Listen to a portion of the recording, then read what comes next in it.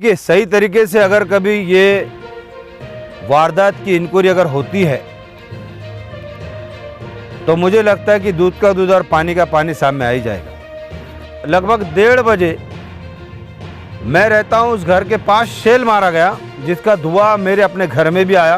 तो जब घर के लोग सब खास रहे थे तो मैं पूछा भाई क्या हुआ, तो पता चला कि आपको मालूम होना चाहिए कि वो बटन प्लेयर कौन है, क्या है, वो तो वल्लाह आलम भी सवाब। आप इस बात को ध्यान रखिए कि एमआईएम पार्टी का वजूद आया है बटन प्लेयर के वजह से औरंगाबाद में, ये मैं दावे से कह रहा हूँ। निर्दोष लोग पकड़े गए हैं जो बहुत उनके घर वाले परेशान हैं, जिनको हम कोर्ट में मिल रहे हैं और उनको हम भी जानते हैं हालात हाजरा क्या है। तो मैं ये आपके माध्यम से इतना कहना चाहूँगा। और जो दो समुदाय का मसला, हमारे आयुक्त साहब ने कहा था कि दो समुदाय में जो झगड़ा हुआ तो दोनों समुदाय में से अभी एक समुदाय पर जो कार्रवाई चल रही है, लिहाजा दूसरे भी समुदाय के बारे में आप एक्शन ले, ऐसी मैं आपसे अपील करता हूँ।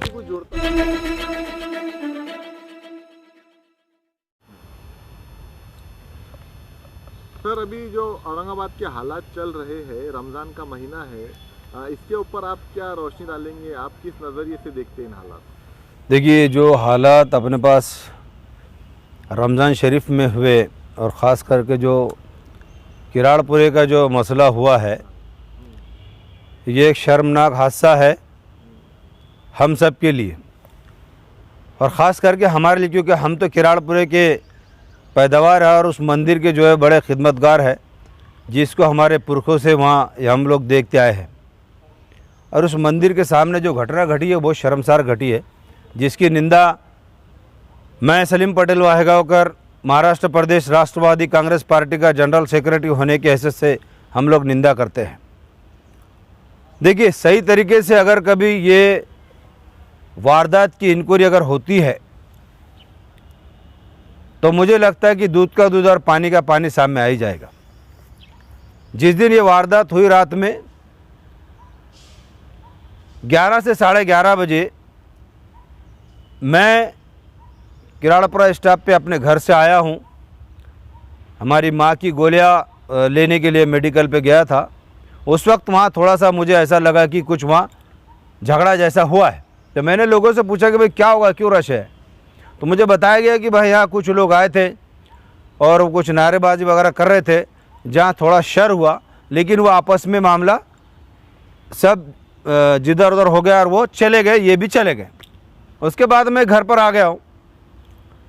घर पर आकर सोने के बाद लगभग 1:30 बजे मैं रहता हूँ उस घर के पास शेल मारा गया जिसका धुआं मेरे अपने घर में भी आया।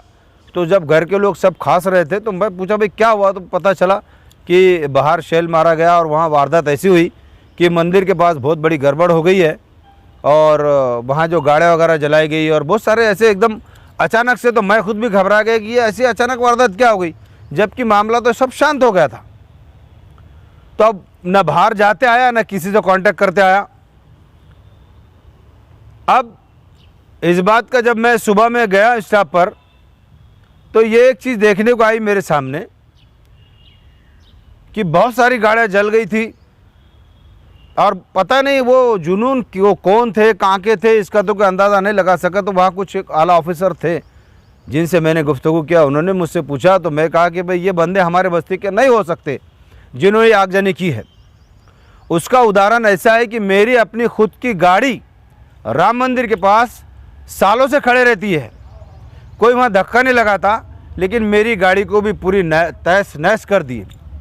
तो ये साफ समझ में आता है कि वो मेरे अपने बस्ती के लोग नहीं हो सकते, ये कहीं ना कहीं बाहर के शरिया लोग थे जिन्होंने माहौल ख़राब करने के लिए ये मामला क्रिएट किया। जिसमें ख्वाजा इम्तियाज़ जलील साहब भी मंदिर में गए, वो बाहर सारी बातें हुई, वो तो मैंने मेरे पिछले इंटरव्यू में भी कहा। वो बहरहाल सब मामला टल गया, मालिक का बड़ा करम होगा कि सब मामला आसानी से शांत हो गया। लेकिन ये सब होने के बाद में जो है तो औरंगाबाद के खासदार जो है तो कहीं पर अब नज़र नहीं आ रहे हैं, वो कैमरे के सामने आ नहीं रहे, इसके ऊपर आप क्या? देखिए, मैंने कहा कि इससे पहले भी कहा कि खासदार साहब ने अच्छा काम किया, मैंने तारीफ़ किया, लेकिन आज 10वां दिन निकल गया, खासदार साहब हमको कोर्ट में कहीं भी नज़र नहीं आए कि जो बच्चों को लाया जा रहा है उनके पेरेंट्स इस वक्त इतने परेशान हाल है कि हम लोग वहाँ जाकर उनको तसल्ली दे सक रहे हैं। लेकिन खासदार साहब का अचानक से गायब होना ये बड़ी रुसवाई का मामला दिख रहा है। लोग बहुत नाराज़ हो रहे हैं। एक मेंबर ऑफ पार्लियामेंट है और तसल्ली देने के लिए जो कि कोर्ट में नहीं आ रहे, कहीं नहीं आ रहे, तो आखिर क्या बात है कि ये चुप है? ये बड़ा हमारे लिए भी एक सोचने का मकाम बन गया है। अभी ये दुविधा से गुजर ही रहे थे कि कल जो है तो उनके नेता गफ्फार खारजी का एक बयान आता है कि मुस्लिम एरियो में प्रोस्टिट्यूशन चालू है, गांजे या जो भी नशीला कारोबार चालू है, अवैध धंधे, इसको रोकना चाहिए।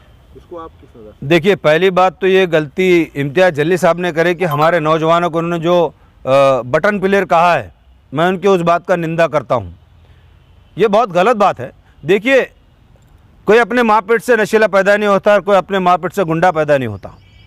हालात के तकाज़े में गौर गरीब किसी हालत में हो सकता है कोई एक आध दो होंगे, लेकिन तुमने नौजवानों के ऊपर जो ब्लेम कर दिए, ये बटन प्लेयर है और इनको ताकीद करो, तक इन पर कार्रवाई करो।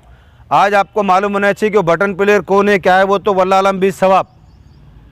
आप इस बात को ध्यान रखिए कि यमायम पार्टी का वजूद आया है बटन प्लेयर की वजह से औरंगाबाद में। ये मैं दावे से कह रहा हूँ। जिस वक्त चुनाव चल रहा था, यही लोग हैं जो नौजवान तबका है जिन्होंने आपके लिए दिन रात मेहनत की है, चाहे लड़कर बोलो, झगड़ कर बोलो, चाहे किसी भी हालत में बोलो, और आज तुम उनको गर्दुल्ले और बटन प्लेयर कह रहे, ये बहुत शर्म की बात है। मैं तो निंदा करता हूँ। देखिए, नशेखोर कौन है, क्या है, ये पुलिस बाज़ाब्ता जानती है, तुम्हारी बोलने की ज़रूरत नहीं है। आज उनके परिवार परेशान हैं, बेहाल है, मासूम बच्चे ले लेके कोर्ट में खड़े रह रहे, उनका कोई वाली नहीं है, कसूरवार छूट गए, बेकसूर अटक गए। अरे क्या कसूर है उनका?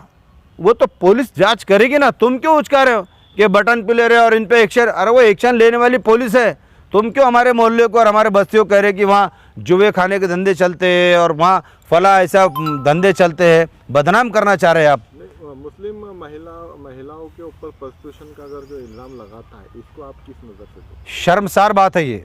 निंदा करता हूँ इनकी बात की, जिन्होंने बस्तियों के अंदर, अब मुसलमान बस्तियों में जो इस तरह से कहा है उन्होंने कि मुस्लिम औरतें ऐसा करती है वैसा करती है, ये शर्मसार है। इनको उसका जवाब देना पड़ेगा लोगों में आके। ये बहुत गलत बात कही है।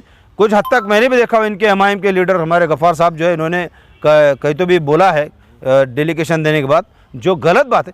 अरे भाई, पुलिस को मालूम है ना, पुलिस कायदा और सुव्यवस्था की जिम्मेदार है। वो जानती है इस बात को, किस बस्ती में क्या चल रहा है, कौन क्या कर रहा है। तुम उजागर कर रहे हो, उचकाने का मायने क्या है? तुम क्या हमारे लोगों को टारगेट करना चाह रहे हो क्या? नौजवानों को टारगेट करना चाह रहे हो क्या? ख़वातीन को टारगेट करना चाह रहे हो क्या? जो बेचारी घरों में अपने कारोबार में बैठी है, वो किस मुसीबत से अपना घर चला रही है, तुम उसको रोड पर लाके बदनाम करना चाह रहे हो क्या? इसका तुमको भुगतान करना पड़ेगा। एमआईएम को लोगों को माफ़ी मांगना चाहिए खुलेआम इन्होंने कि ये जो बिला वजह जो तो हमारी माँ बहनों पे इल्ज़ाम लगा रहे, हमारे यंग जनरेशन पे इल्ज़ाम लगा रहे, ये बहुत गलत बात है। देखिए, कार्रवाई होना चाहिए। जिन्होंने ये हरकत की है, बेशक उन पर कार्रवाई होना चाहिए। जो दोषी है, हम उनका समर्थन नहीं करते। और एक बात मैं आपके माध्यम से कहना चाहूँगा हमारे पुलिस आयुक्त निखिल गुप्ता जी से कि हमारे जो पुलिस स्टेशन जिंसी के पीआई थे केंद्रेकर साहब, अगर आप यहाँ ला लेते जिंसी के अंदर, तो आपके लिए बहुत आसानी हो जाएंगी। क्योंकि केंद्रेकर साहब हमारे पास लगभग 4 साल रहे, उनको बच्चा वो जानते हैं, उनको पूरे हालात हज़रा मालूम है। तो मैं आपके चैनल के माध्यम से रिक्वेस्ट करना चाह रहा हूँ, चूँकि डेलीगेशन आज ही हम लोग लेके जाने वाले थे 5-6 चीज़ों को लेकर, कि जो दोषी उन पर कार्रवाई करो, जो निर्दोष है उनको आप, हाँ ये भी सुनने में आया कि भाई उनको बुलाकर आप पाबंद करके जो नहीं है उनको छोड़ रही है, अभिनंदन नवाब है। लेकिन कुछ बेचारे निर्दोष लोग पकड़े गए हैं, जो बहुत उनके घर वाले परेशान हैं, जिनको हम कोर्ट में मिल रहे हैं और उनको हम भी जानते हैं हालात हज़रा क्या है।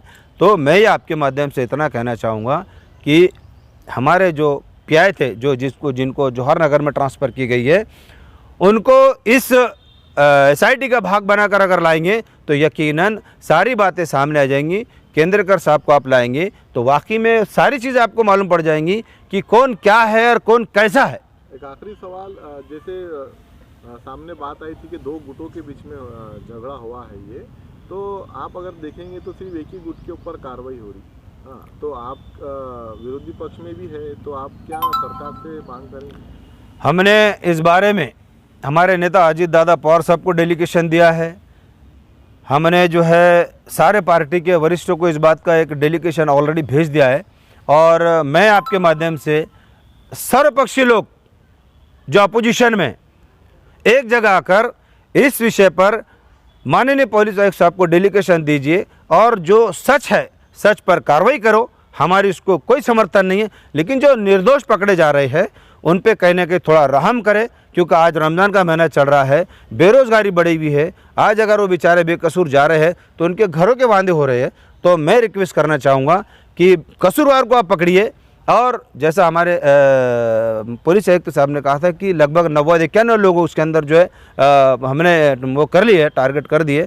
तो बेशक आप उनको वायरल कर दीजिए तस्वीरें, ताकि वो जो 91 लोग जो भी होंगे मोमेंट में, जो भी कर रहे होंगे, तो वो खुलेआम सबके सामने आ जाएंगे। तो वो दोषी सबको समझ में आएंगे, तो कहीं ना कहीं पुलिस की भी मदद हो जाएगी। लेकिन वो लोगों के वजह से आज हज़ारों लोगों में दहशत फैल गई है। दहशत के माहौल में यंग जनरेशन जी रहा है कि कहीं मुझे ना पकड़ ले। तो ये दहशत को जो है दूर करो और अमन और शांति के साथ इस पर कार्रवाई करें। और मैं आपके चैनल के माध्यम से कहूँगा कि मेरे यंग जनरेशन जो है अमन और शांति का पैगाम फैलाए, दोस्ती इखलास बरकरार रखे। और जो दो समुदाय का मसला, हमारे आयुक्त साहब ने कहा था कि दो समुदाय में जो झगड़ा हुआ, तो दोनों समुदाय में से अभी एक समुदाय में जो कार्रवाई चल रही है, लिहाजा दूसरे भी समुदाय के बारे में आप एक्शन ले, ऐसे में आपसे अपील करता हूँ। कुछ जोड़ता हुआ एक सवाल है, चलते चलते पूछना चाहूँगा आपसे कि जहाँ पे हिंसा हुई थी वहाँ आसपास जो है तो बहुत सारी दुकानें हैं और रमज़ान का महीना चल रहा है, और अभी हमने थोड़ा सर्वे किया तो लोग परेशान है। वहाँ पे अब कोई आ नहीं रहा है, फिर भी डर के मारे कहीं हमको ना पुलिस उठा ले। हाँ, तो आप इन लोगों को क्या मैसेज देना चाहेंगे? कारोबार पूरी तरीके से ठप हो चुके हैं। भाई मैं आपके चैनल के माध्यम से, मैं सलीम पटेल वाहेगांवकर, बिल्कुल खुलकर आपको आह्वान कर रहा हूं कि आप अपने कारोबार खोलिए और किसी दहशत में ना रहे। और जो खरीदार है बेचारे वो भी आए। हमारे पुलिस ने शहर का वातावरण एकदम शांत कर दी है और एक अमन और शांति हमारे शहर में है। लिहाजा अपने कारोबार को खोले और कारोबार खुले मन से करे, ऐसी मैं अपील आपके माध्यम से करना चाहता हूँ।